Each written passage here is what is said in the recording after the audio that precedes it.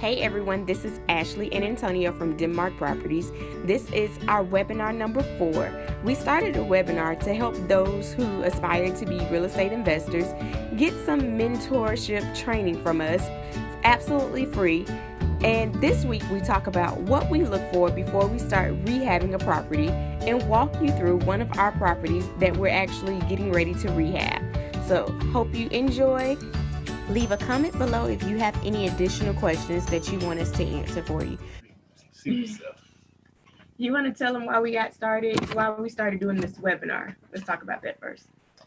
We started doing this webinar because we had a lot of people kind of asking us to help mentor them and kind of show them what we was doing and how we was doing things in our business. And it had a lot of people, so we figured we could start doing a webinar to help more people that's in the same situation that have the same questions.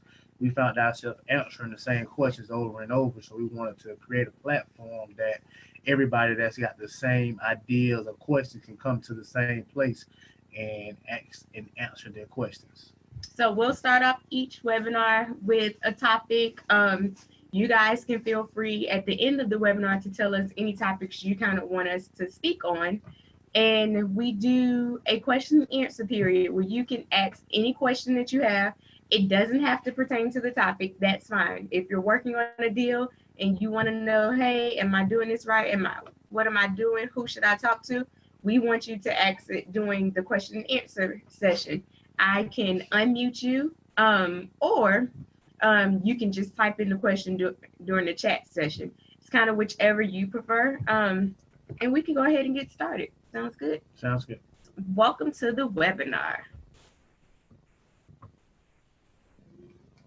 So this webinar is basically talking about what we do when we're looking for buying a home to rehab, basically. If you look down, you'll see that's our email address. So if you have any questions, be sure to jot it down and we can go ahead and answer any emails that you have. So let's get started.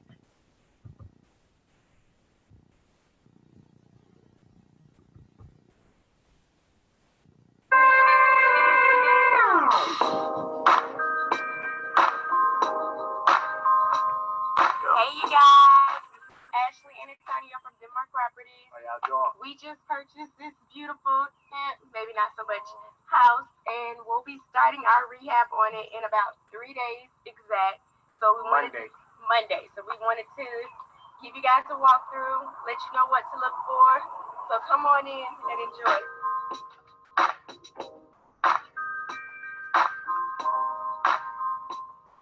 Hey you guys, so you're in. This is the property. This is the living room where we at. So basically, nothing special, a little small, has some cosmetic issues, nothing major. As you can see, there's wallpaper on the wall, there's green carpet on the floor, and you have some ceiling leaks. And I'll just let Tonya kind of tell you exactly what we're going to do and how to spot these issues. The first issue that I see when I walk through is the spots in the roof. The brown spots in the roof indicate that there's water leaks. I see water leaks here. I see water leaks there. I see water leaks there. That tells me that the roof needs to be replaced off the top. Maybe it can be patched, but that tells me the roof needs to be replaced. Ain't much somebody else can tell me about that when we're trying to flip a property. That's one of the big keys in the house. Next, you have wallpaper. Wallpaper is outdated.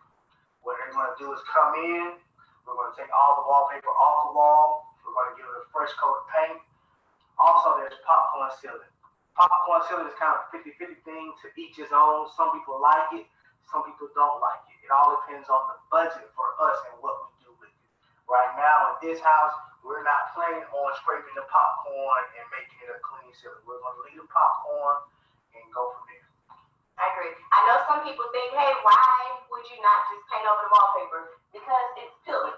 You can't paint over something that's peeling. So when our team takes the wallpaper down, they're going to mud the wall so that it's a smooth surface. Don't play with wallpaper if it's patchy, because that's exactly how your finished product will look, patchy. Let's move on to the kitchen. Watch out for the spider webs. A little old.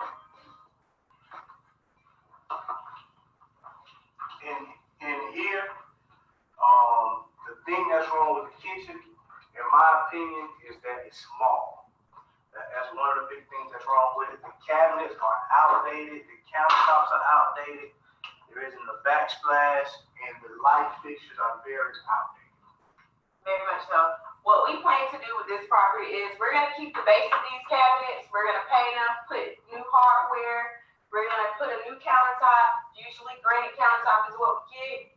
For the island, we're going to keep it, and we're going to put the granite countertops on the side countertops.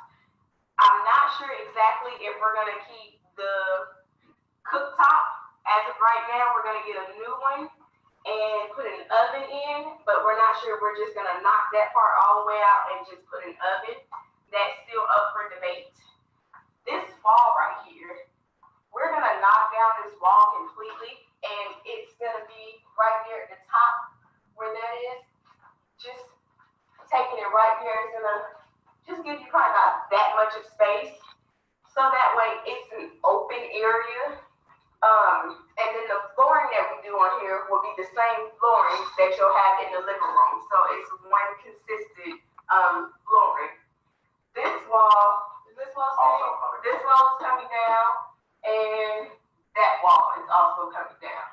So it should be completely open, new light fixtures everywhere, and we can move on to the dining room. All right, so we're in the dining room. Of course, that wall is going. There's still issues. Wallpaper again. Wallpaper, pretty much this whole dining room. We're not painting over it. We're gonna remove it. Anything that I missed in this room? Not much. It's going to be different from the other two rooms. I'll take this time to talk about windows. Windows are big issues when you're flipping properties. These are really outdated windows, but they also have a storm window on the other side. For us, we found that keeping old windows and painting them can save you probably about $7,000. And that's something that makes a lot of flips affordable. Sometimes people complain about the windows, sometimes they don't. But at least you can do everything else, and in your negotiations with the seller, you can negotiate to upgrade the windows and not.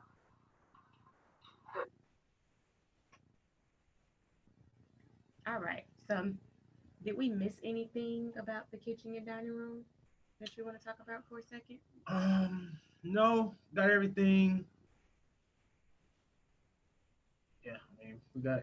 So during this video, when we actually taped this video, it was last week Friday, if I'm not mistaken. Mm-hmm. So we have knocked down, as of right now, that whole wall that we talked about. So that wall is officially out. 90% of the wall. The beams are still there. But yeah, most of it's out. And the wallpaper too? Wallpaper's gone. I haven't seen the property just yet. It's outside of my jurisdiction. I don't like going to the east side anymore. But I'll be over there this weekend just so I can check on things and be the boss. Any quick questions in there you want to ask about that? Let's wait. All right. On this side, we're going to talk about bathroom renovations and what we typically look for. Bathroom 1, outdated, tile countertop, 1 sink, mirrors outdated. The light's actually pretty nice, it's just ugly. And wallpaper again, he's going to get a picture of it, but the shower knobs are an area of concern for us. We're going to have to update that area. The new houses come more with a single lever handle and a nice shower head and shower fixture. Wallpaper again has to go. We're gonna basically take out these countertops, put in new countertops with double sinks. We're going to take off the wallpaper. We're gonna spray the tile right here, spray it white. New flooring in the bathroom. We make sure we have a new toilet. No one wants someone else's toilet, so we give all of our homes brand new toilets. So we'll make sure we get a new toilet. Doorknobs. We didn't talk about this. Doorknobs are a must. It gives you a good look. And we like to replace our doors so that they're the 6-panel doors, forgive me. These are very outdated. And usually when you add a new door, it spices up the house completely. So I think that's it with the restroom. One tip, one trick is the floor in the bathroom. In a lot of our properties, we don't pull up the old tile. If it's tile down and it don't have any cracks in it, it's like it's in good shape, we'll tile over it and give it a fancy bevel edge, and that saves a couple of dollars air time. This is the bathroom. It's kind of small. It's not ideal for a master, but it does have a stand-up shower.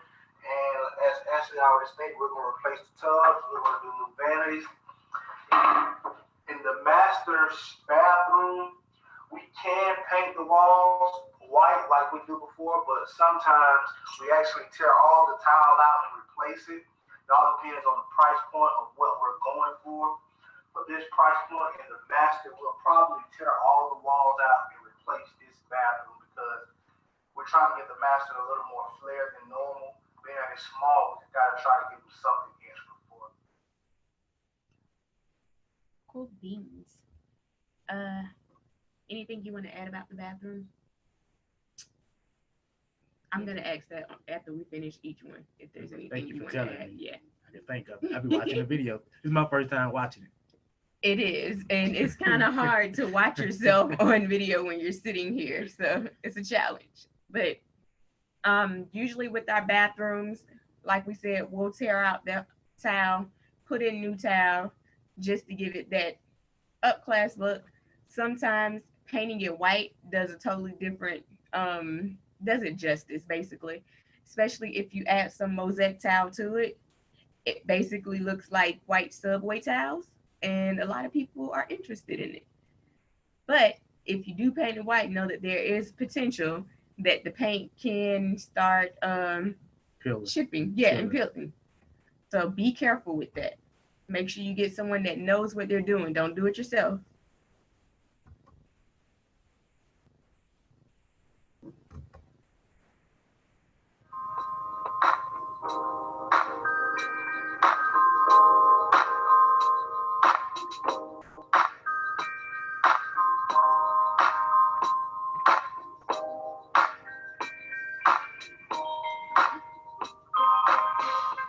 Thing that we always do when we buy a house that has carpet is check to see if there are original hardwood under the floors. In this house, there are original hardwoods under the floors. We already pulled it back and checked in every room, in the hallways, no hardwood. So we're going to have to install either laminate hardwood or engineer hardwood throughout the house. A lot of people put carpets in the bedroom. It's a preference type of thing. It's a money type of thing. We like to put hardwood in the bedroom because that spices it up a little bit. I agree. Let's go to the second bedroom. All right. So I know you're thinking, Ashley, what's up with these panels? I can't take the wood panels. Well, we're keeping these wood panels. Please believe it. Paint, primary paint, gives it a whole new look and texture. These bad boys are staying. New flooring, of course. Ceiling fan has to go. There's not many leakage spots in this room like it is in the others. But we're definitely still gonna get a new roof. Still make sure everything is sealed. Much in here, same. I used to hate paneling, but after doing some research and looking at some other properties, it actually adds textures to a wall if it's done right, and buyers are actually starting to like paneling. With this fireplace, we don't like gas in our properties because it's a lot easier to do electric stoves, water heaters, AC units. Gas is a no-no for people because they feel it's another bill. So we convert all our properties to total electric. All right, so we're in the master. It's not huge, but I think it's a pretty decent size. You have some ceiling spots at the top. Definitely get that cleared up and get that repaired. There's no wallpaper in this room. Hey, pretty good. New flooring, new closet door, new bedroom door. And the most important thing that we'll add that's new is we'll add crown molding here. So that way it gives it an extra flair.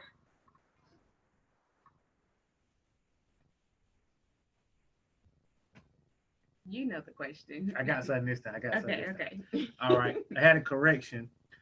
In 2 of the 3 bedrooms, there is original hardwood. One bedroom doesn't have hardwood, but the other 2 have original hardwood. And the living room actually had original hardwood.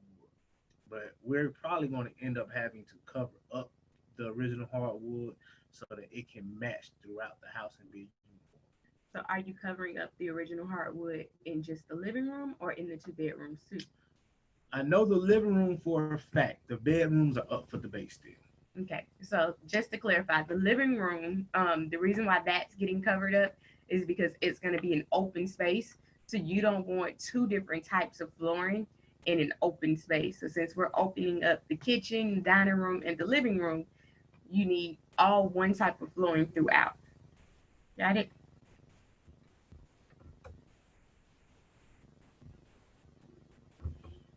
Cover your eyes. Make this one big for you. Yeah, go ahead. All right, so we're in the basement. Has a lot of mold issues in here. I'll let Tonya, because she's more of an expert in this area, kind of tell you a little bit more about mold and what we're planning on doing. I'm not an expert, so don't say that, but I have met with the experts. There we go. I got a little more than normal. Property has mold, it has black mold. There are a couple different things that you can do with it. There's really only one thing that has to be done. You have to take out all the drywall along the wall and basically treat the wall for mold. Along with that, you have to find out why the mold is here and correct that problem first.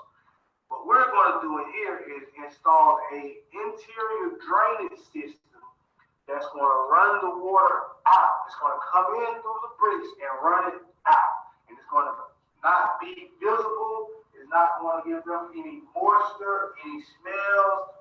It's a very up-to-date, state-of-the-art way of handling mold issues. So this whole wall, the drywall is coming out. The drywall, the mold is going to be treated on the drywall, and it's going to be re-drywall. That's correct.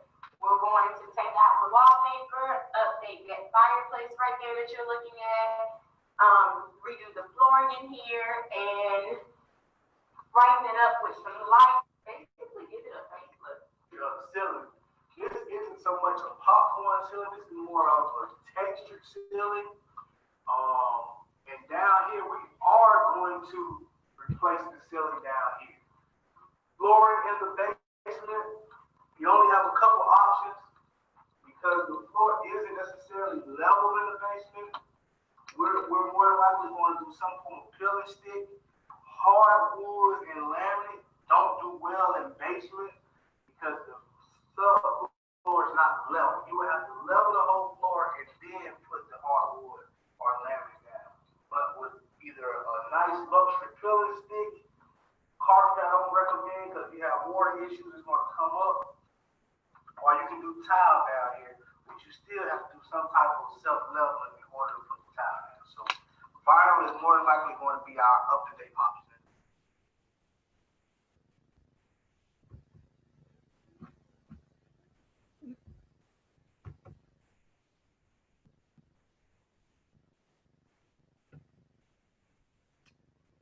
I didn't forget anything down there. We're going to add pod lights in the ceiling once we take it down and put it back. I think it's important to know the budget of this home. This budget, we're anticipating to sell about, would you say 140? I wouldn't say budget, I'll say asking price, I'm sorry, about 140. The property that we have right now in Glen Iris, that's more of a 240, 250 range house. So you have to basically drop that scale of material down so that you're not having the same rehab budget for a different grade of house. So I think that's very important to talk about, just because some things you may see in our other projects you may not see in this one because of the price range. We did find this property very cheap. What was the price on it? Was it 36? 35,000 to purchase price. Okay, so basically 36 and a half with closing is what we paid for that property. Properties in that area are selling at a rapid rate. This house is in South Roebuck. We'll tell you some more as we go on. Got no video. Not much more. Did a lot of talking.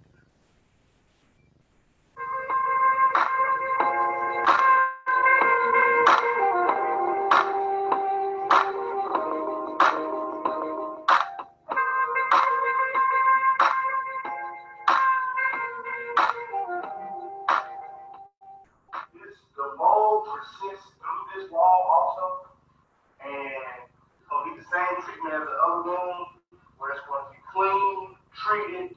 And one thing I didn't say was after everything is clean, treated, and dry, you can come back and do a mold test. And you can get a mold certification that all the mold has been removed and the house is mold free. That's very good when you're going to sell the property. That let buyers know, hey, it had mold, but we took care of it if the issue ever arises. Oh yeah, let's talk about how you can see if there's any floor issues through these joints up here. In the basement, you're walking through, you want to look to see first.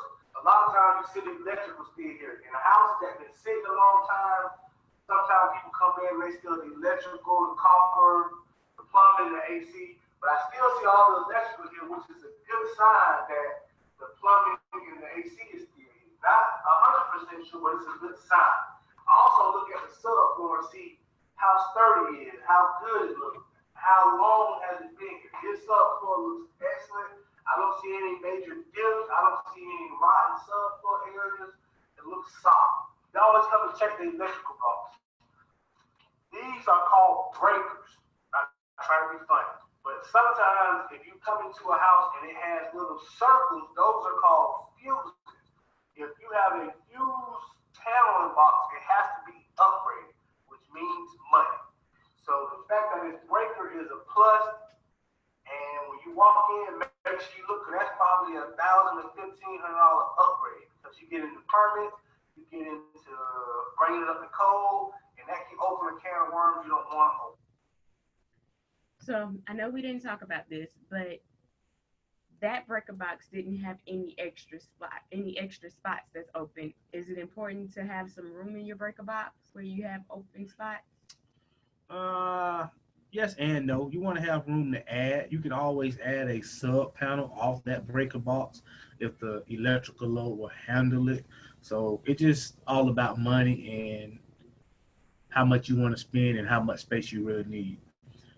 To further advice, they did steal the copper out of the house. We didn't find out until today when we got ready to cut the water on and realized it was running everywhere. But they left the electrical, they left the AC, and they only stole the plumbing, which was the copper part of it. Go figure. Right now.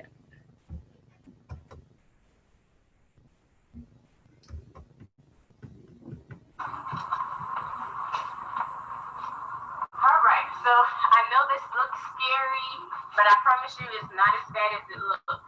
This is just an extra roof that we don't even need. So you got a couple of rotted spots right here and right there. You can either replace it or remove it. But it's only wood that can be bought and put back up. The roof, we gotta do the roof anyway. So when we redo the main roof, we'll redo the side roof also if that's what we choose to do. So the roof will be replaced, and we will replace the wood up here. You have to pull this down and put new up. All right, so this next area is, I think, Antonio's favorite part of the house, just to be honest with you. It has a huge deck. We haven't seen the house that we've ran across that has a deck of this size. Now, understand that the deck is this huge because there's no backyard. So it's compensating for the missing of a backyard. Some of the things that we're going to handle in this is painting it, pressure washing it, painting it, and restoring some of the wood areas that are just rotted, but it's nothing major in my opinion. Just a little paint, pressure wash, restore. Go ahead. A little code knowledge how to. These have to be removed the code is that there has to be a post every 4 foot from the center. So these are not up to code. So along with making it look good, we're going to also make it safe. So that's basically it for the deck. Let's look at the exterior of the house.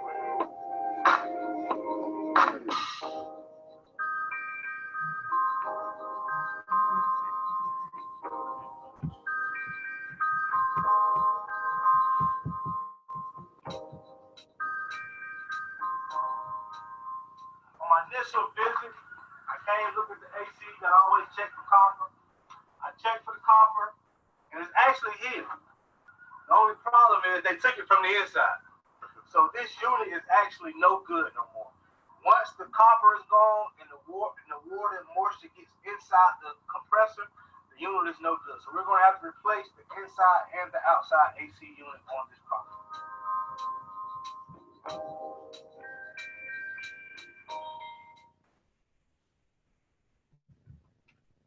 One thing that I wanted to make a correction on is Tanya said every 4 foot there has to be a pole from the post. It's every 4 inches, not 4 feet. Did you want to add? Nothing I wanted to add. Okay. Last video. All right, Last so video. to the front. Landscaping is very important. One thing about the Denmarks, we hate trees. So we're going to knock down as much of these bushes as possible, to the point that they're not hazardous and they're not going into that ditch down there. But we're going to cut that so that when you see more of the house and less of the trees. We do understand that some people actually like trees because it cools the house down, but we don't feel that trees sell the house. All right, we made it back to the front. I want to show you this situation over here. This looks like the worst situation, but it's really just telling us that the faucet rotted. And once the faucet rotted, the gutters was attached to the faucet and it came down. Only thing you need to do is replace the faucet with some good wood, reattach the gutters, fix the underneath siding, and you'll be good. We're going to pressure wash the whole house, as Ashley already said, and we're debating on putting a new coat of paint on the whole house. We're going to either remove or edge up these trees. One thing that I did learn from the mold specialist was that these trees helps observe water from getting in the house. But if we do the new system, we won't need these trees to help it. We'll have a foolproof warranty system on the inside. These trees right here, they have to go or at least get cut down so that the drive-bys can have a little buzz about this property.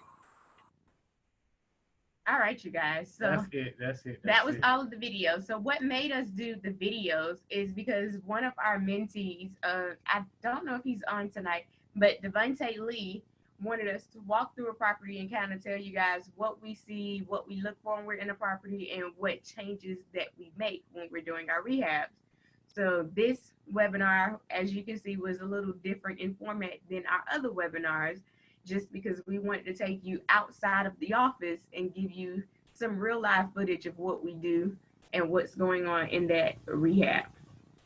I always look at Toniel to see if he has something to say.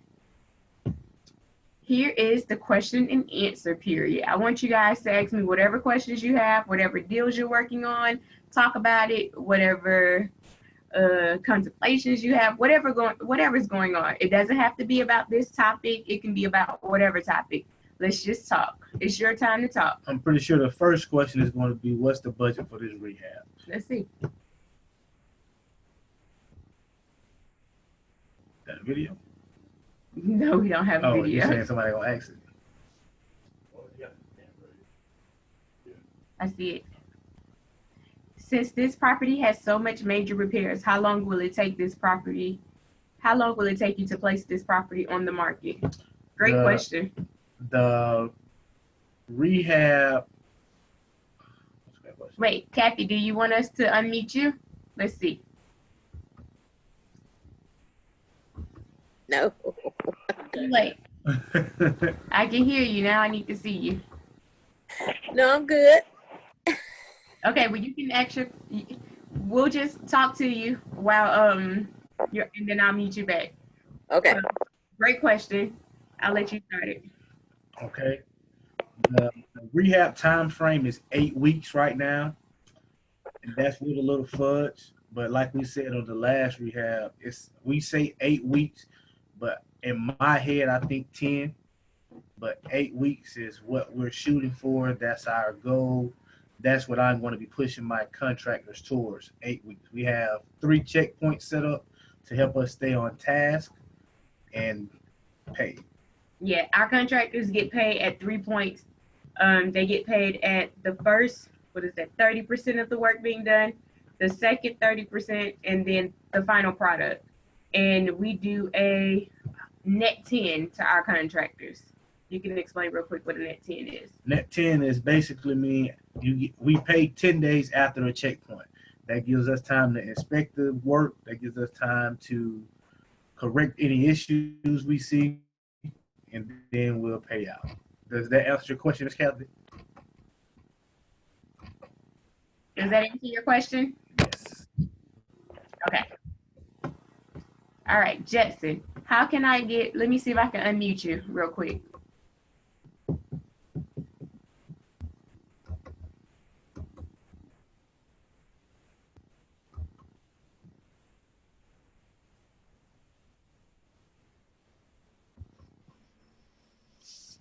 All right, Jetson. So you said, how can I get my new floors to match the old?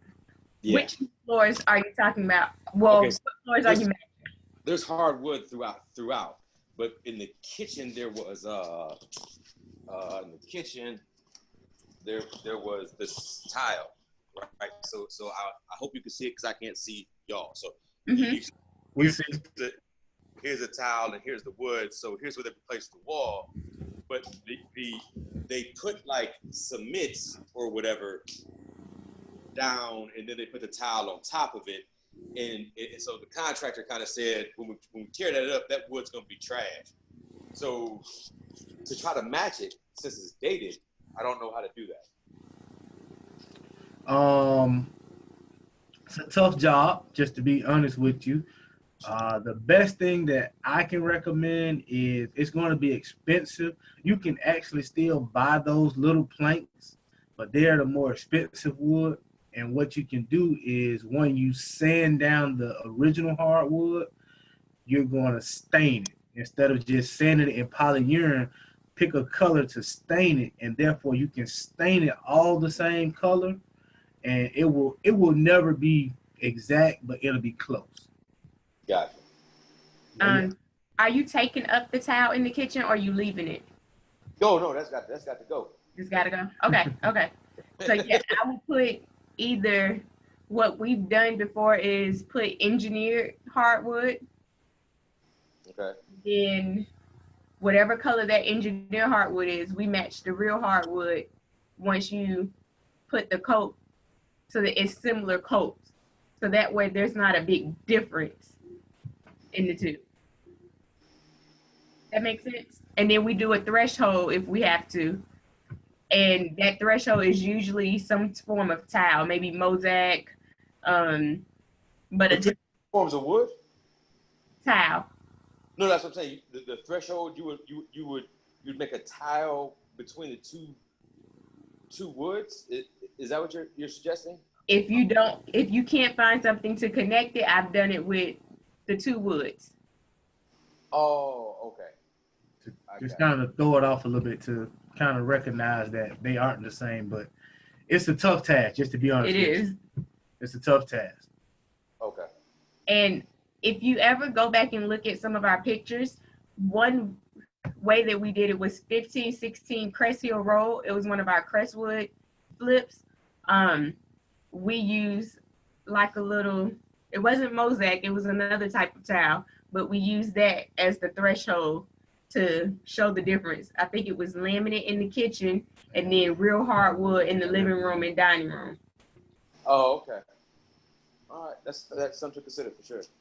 We'll send you a picture of it. It was out the box, but you'll see it. Okay. And you can decide if you like it or not. All right, for sure. Good question. Thank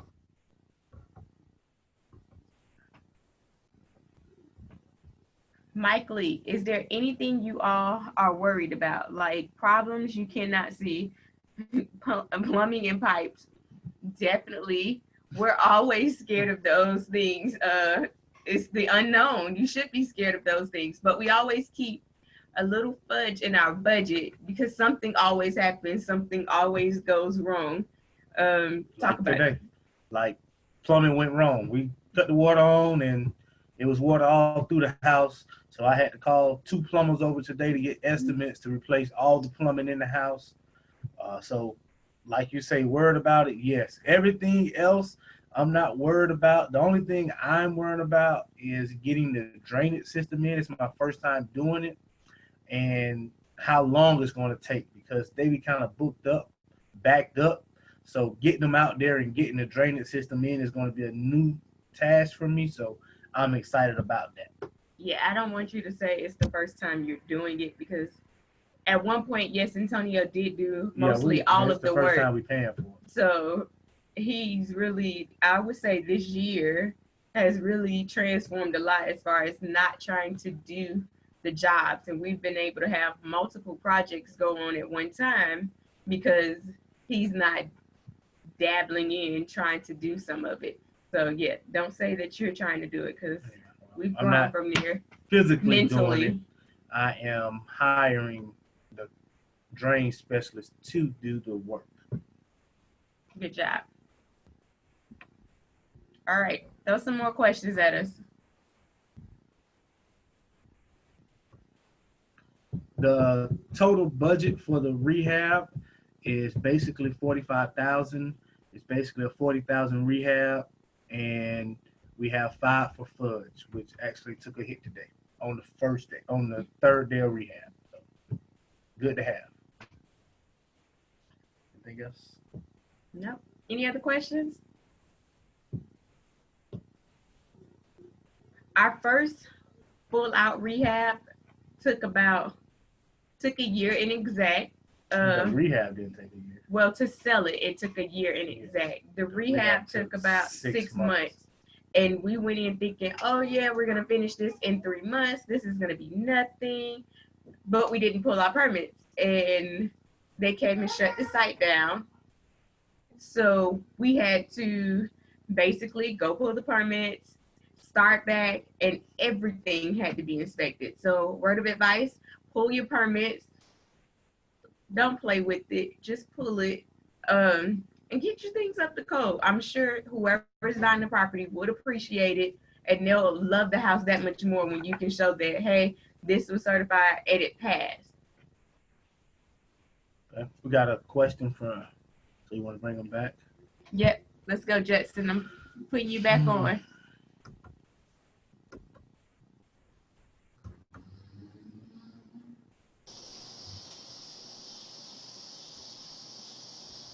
There we go.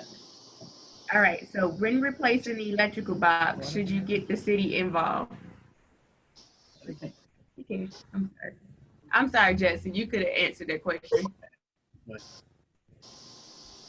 ahead. Can you hear us, you guys? Yeah, I can hear you. Okay. Ask your question. Yeah, I think your last thing kind of answered that. Which one? About the pulling the permit. So I guess that was just a question because like I said, we called an electrician out here and he said it's going to be $1,000 to replace the box from an old fuse type to the flip one. But he was dead set against getting the city out here, but I think that had more to do with his profit than had to do with doing It's honestly, it can go good and bad. The thing is knowledge, and if you call them out there for that electrical, you got to be prepared to pull a building permit and a plumbing permit, because once that electrician get out there, especially on the inside, he's going to see all type of stuff, and he's going to go to asking questions. And once he start asking questions, you're gonna have to get everything done the right way. So if you want to stay away from it, let them do it, and basically try your luck with it.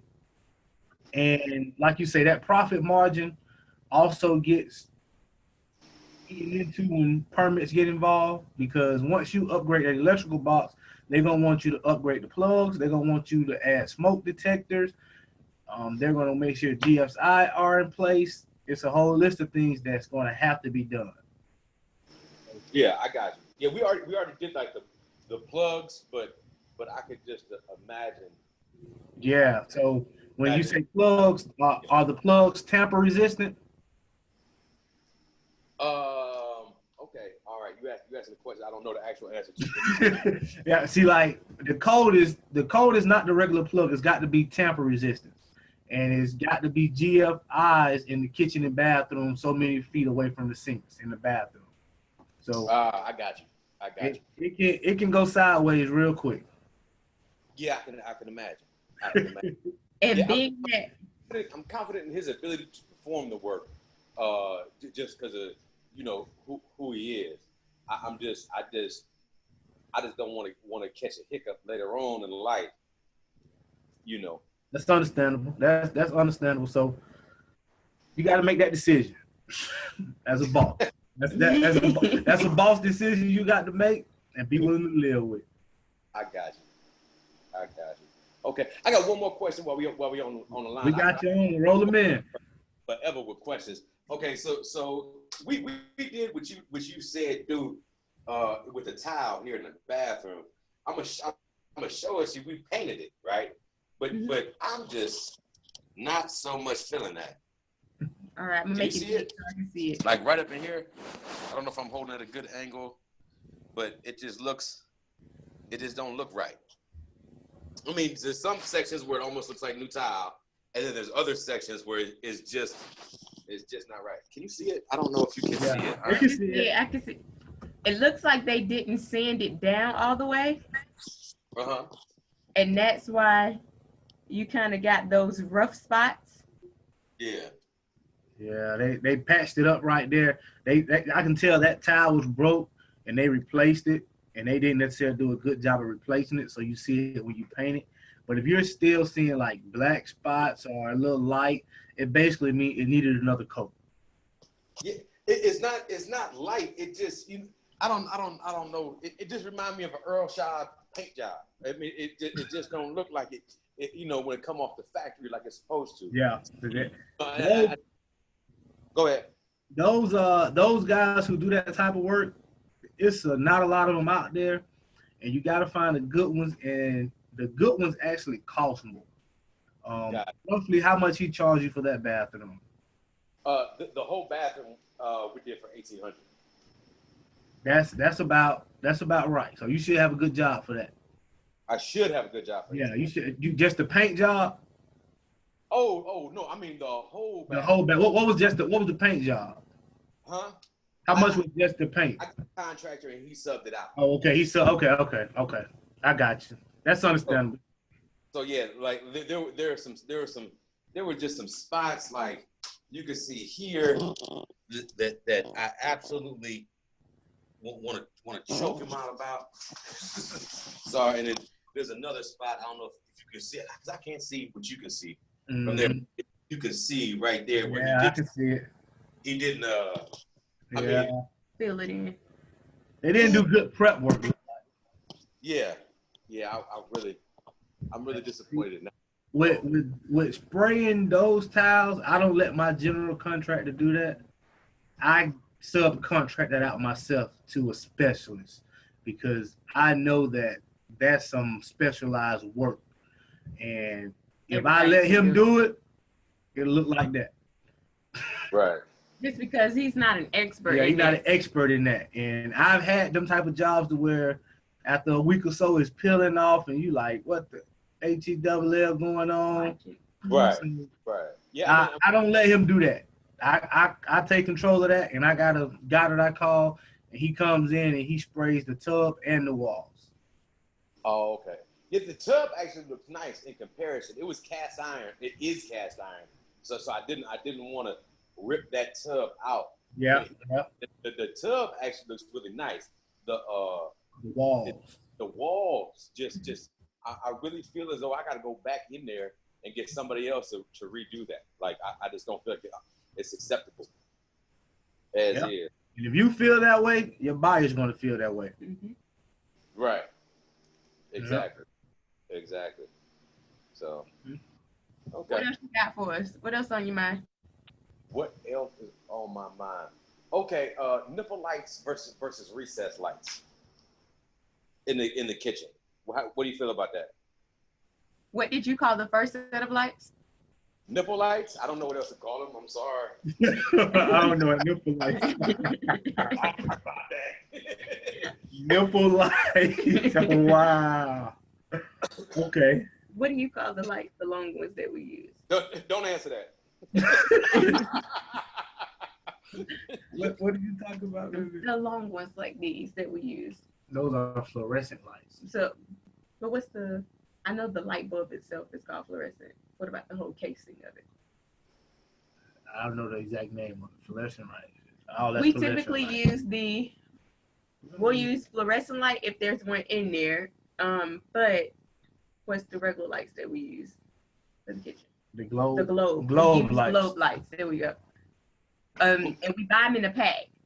You get, is it 6 in a pack or 12? Well, we kind of starting to do more of the 2-packs because the 6-pack is smaller.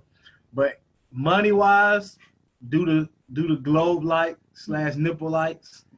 But it's a little bigger than what you got. Yeah, but you got to get a bigger 12 to 13 inch light, and that makes it look a little better versus a little 10-inch light. Even in the bedrooms, we put those lights in there. And we basically got that from an electrician. He was basically saying, don't spend money on ceiling fans and that type of stuff, because when they buy it, they're going to come in and change it anyway. So he was saying, save the money, just put a basic light and let them upgrade that part. So well, okay. I mean, that leads me to something else. So you don't think we should do the ceiling fans in the house? Because I found some ceiling fans that I really like. We haven't put a ceiling fan in a house. We've actually taken all of them out. Yeah, we actually take them out. Oh. Because okay. what you may like, the buyers may not like. I get it. Okay. Yeah, okay. so we take ceiling fans out, put a nice globe light up there. Sometimes we have other lights. A hanging light or something like that. But ceiling fans can turn people off. And if I was decide to not do if I was decide to do ceiling fans though, however, I hear you. I got the message. But if I was decide to do ceiling fans, should all of them agree? Yes. Mm-hmm. All of them must agree. Okay. They have to be uniformed in the same. So it doesn't matter if one's in the kitchen, one's in the dining room, and one's in a bedroom. All of them need to be the same. They should be the Recommendation is yes, be the same. Got it. That way it's consistent and it flows and it feels like it's supposed to be there. It's not like you bought that one on clearance and you bought that one off the corner. Which you may have. I got you. Okay. All right. That's good to know. And you don't like to replace windows. Why are you trying to stay away from replacing the windows? I can tell you where I got that from. It's a flipper in Birmingham named Matthew Gregory. And I studied different flippers, and that's something that he do. He don't change the windows. Just stay away from it. Because we're currently, that's one. Oh, yeah, okay. All right. Are you still there?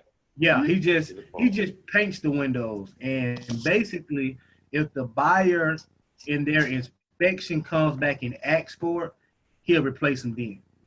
But he'll make them ask for as many things as possible. So that it's basically a negotiation tactic. Not saying he won't replace them, but if you can save that money and put it somewhere else, and sometimes you need to ask about the purchase side. But on the you need to sell. You're getting ready to sell. Do you think you should do the windows or only if they ask about it on the make them ask when they finna buy it. When at the close. When they get their home inspection, once you're selling the property to them and they get their home inspection, their home inspector is going to say, hey, these windows are outdated. But he's going to have other things also. And basically, you're going to make them choose between which upgrades they want to do. Okay. So you don't have to do everything. If they come back and say, hey, replace this, replace this, replace that, and then you can say, all right, I'll do 2 of them, but I'm not doing the third. I got what you're saying. And now, Windows can take you to that next Windows, is there any preferences? Say it again. When it comes to Windows, are there any preferences? Because right now, like we have like aluminum. Yeah, cheap. Yeah, double pane. Pane. Yeah, I think it's double pane. Yeah. Yeah, so double pane, just cheap window. Caulk it up, seal it up right. It should be fine. Okay. That's best I can tell you. I've seen this cat sell $200,000 homes with old windows. Okay. In Crestwood. Got you. Same way we was looking. We spent $10,000 doing a window upgrade. He sold it at a higher asking price with no windows, with old windows. Oh, really? On the same street, like, okay. Street, like, we got it. Learned that lesson. Right. Yeah. Ain't no way to just give away money. Right. Yep. Exactly. Okay. Got it. Okay. All right. Well, Justin the Barber been asking all the questions. Ain't nobody else got no questions today. Everybody want to be quiet. Keep them coming, Mr. Justin. Got it. What about doors? How do you feel about replacing doors? Doors are a must, in my opinion, but don't get into too costly doors. Go with the 6-panel doors. Those are usually good, depending on what price range you're going for. If you're doing a 250 and up house, I would go with the 5-panel doors that look like rectangles going across. I think that gives it a better look. But yes, doors and doorknobs, door handles. I agree with the doorknobs. I got vetoed on that, but I still think I was right. Doorknobs, yes. What was the veto about? I mean, more about budget. That's important. If it's not in the budget, then you got to cut some things out. I got it. Thank you. Yeah. It was more about budget. That's all I think it was. That's understandable. Yeah, they're all coming in now. Where we want to set that? Got it. Somebody else gonna have to ask a question for a second. We got one. We'll come back to you. If you get one, raise your hand. Okay. We'll do. Tiffany, I'm getting ready to unmute you so you can ask your question. Let me know if you want to be. All right, you got it together? Okay, I can hear you. Okay. So my question is, what type of profit margin do you all look in? For an example, like the price of the property, the real estate itself, versus how much you put into it and how much you can gain from it. Like, is there a certain, do you all look for a certain percentage, or do you kind of like just, I know you do your comp, but prime example, okay, there's a property that I was looking at. It's someone who really just kind of want to get rid of their home, and they've been in it maybe for about 15 years. So is there a certain formula? Like, what all do you look for when you talk to potential people that want to get rid of their property? Good job. All right, great question. 2-part question. Yes, we like to make 30,000. That's usually our end goal. So with the other part. But to get details, I am a numbers person. I do everything with a 65% threshold. And what I do is take the ARV, times it by 65%. And whatever that number is, my rehab and purchase must fit into it. I've did the number so many times that as long as you can stay within 65%, you will come out with at least 25 to $30,000 threshold. So quick numbers, ARV times it by 65%, and whatever that number is, purchase and rehab must fit in. And that other percentage that's left usually cover realtor fees, Hard any money, hard money fees you private have, money. any other fees you have usually fit into that. So 65% is the detailed number that we use, and the overall number is like 30,000. If we can make 30,000 on the property, hey, we all right. Especially in our market, a lot of people wait for the 40 and $50,000 paydays. How we look at it is, if I can do 30,000 at a rapid pace over and over and over, I'm gonna make more money than you waiting on that 140 to $50,000 deal. Because you don't Okay. find the $50,000 deal every day, but you can find $30,000 deals all the time. Okay. That's the question. So go ahead. No, you go. Okay. So do you allow them like a certain amount? Do you give them like any type of incentives to move? Kind of depends on the number and depends on how much they owe on their mortgage. If it's money too, and it's a good deal or potential equity, yes, we'll give them money to move. Relocation assistance. But all that So still relocation fits fee? within The numbers, 65%. yes. All Okay. that's still gonna fit within the 65%. Whether it's purchase price, rehab, relocation assistance, all that's gonna fit in there. It should fit in there. Okay. It should fit. Now, can you go over sometime? Yeah, but do I feel comfortable? No. And when I found that when I go over that number or I get to pushing that number, I start getting antsy and making bad decisions.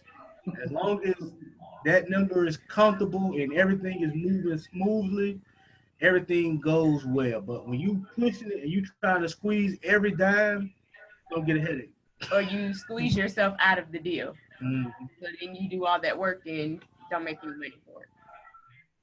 Okay. So bottom line, you all say at least 30,000. At least 30,000. Now, Okay. if it's a situation to where what what can happen is that rehab can go over and eat into that 30.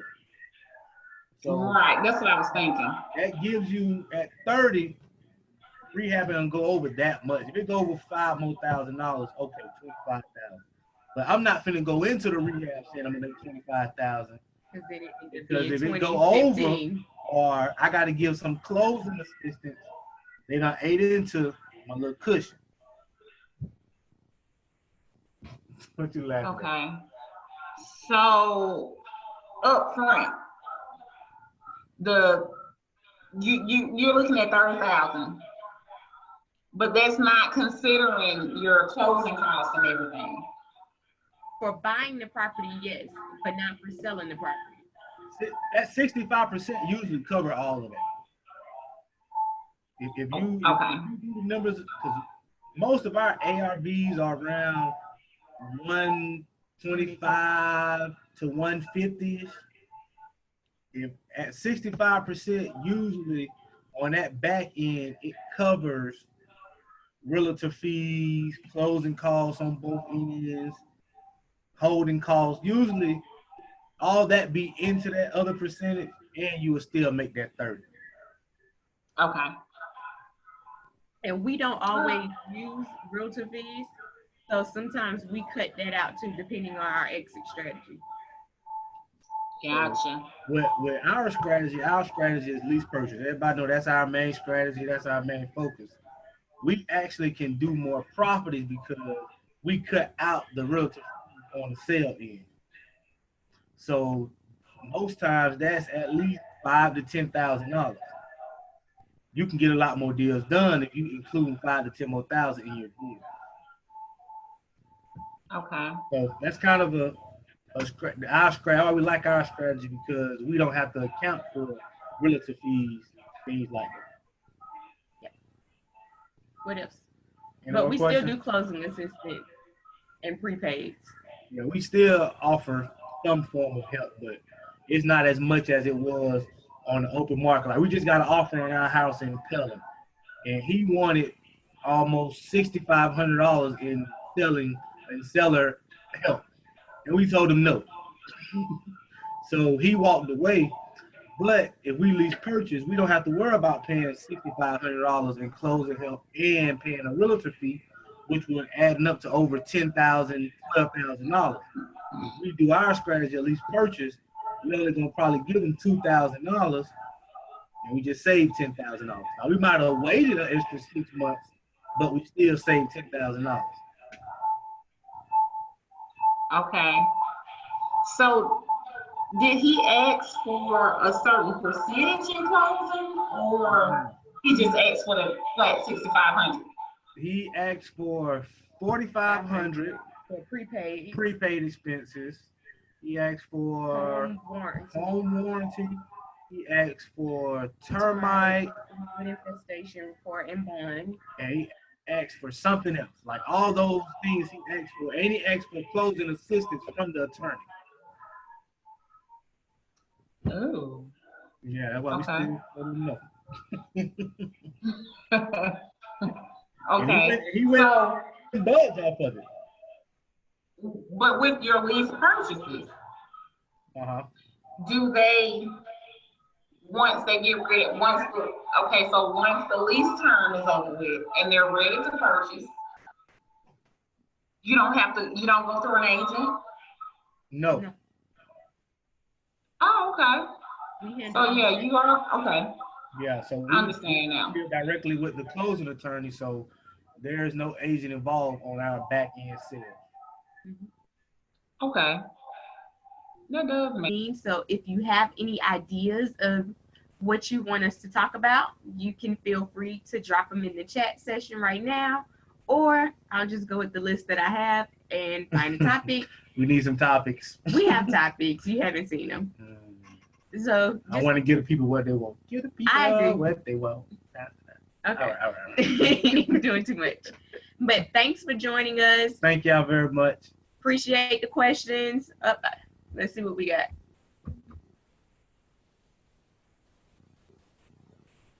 Contract topics. Okay. We can do that. You're welcome, Kathy.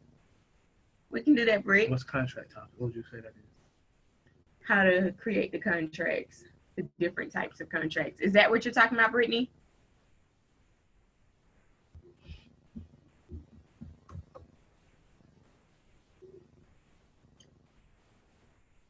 Brittany, yes. Okay. My mama here. Hey, mama. Hey, Miss Pam. Thanks for joining. So yeah, we can do that. That's a good topic. Different contracts, letters of intent, purchase and sell agreements, subject to. We can do that. That's a good one. Any more suggestions?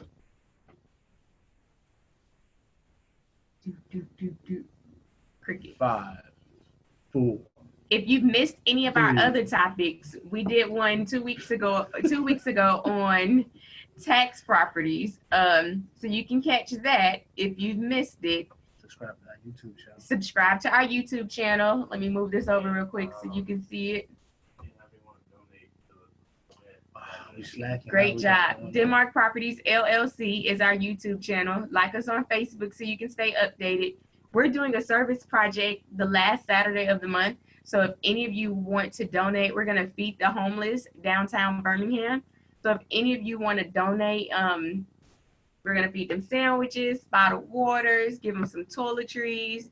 You have a lot of homeless people that don't get a chance to take showers, take baths, or have lotion, have soap. So we want to give them kind of what they need just to show them we care. And, people do love them. Just tell them we love them, basically. I have a friend in Florida that does feminine products for women because some women go without during that time. So it's important to help our homeless and just show them that we love them, show them that we care, have a heart. taking all donations, money, food, toiletries, also time. If you want to come help donate. Yes, you can drop off anything that you want to drop off at our office, 205 20th Street North. It's in the Frank Nelson building, and we're in Suite 205. So feel free to drop anything and come help us. Come join us. It's the last Saturday of the month, starting at 9 a.m. What's that date? That date is the 24th. Thank you, Mike. So the 24th, we also have an open house on the 19th for 411 21st Avenue South. Deja, if you're still on here, I expect to see you. We have one. That way we can walk you through that rehab process, Deja. And anyone else that wants to come. We also have an open house this weekend in Calera at 149 Old Ivy Road. We're pretty booked for the month of August, thanks to my marketing team. We're pretty booked. Should be going to Florida. Yeah. We'll talk about that later.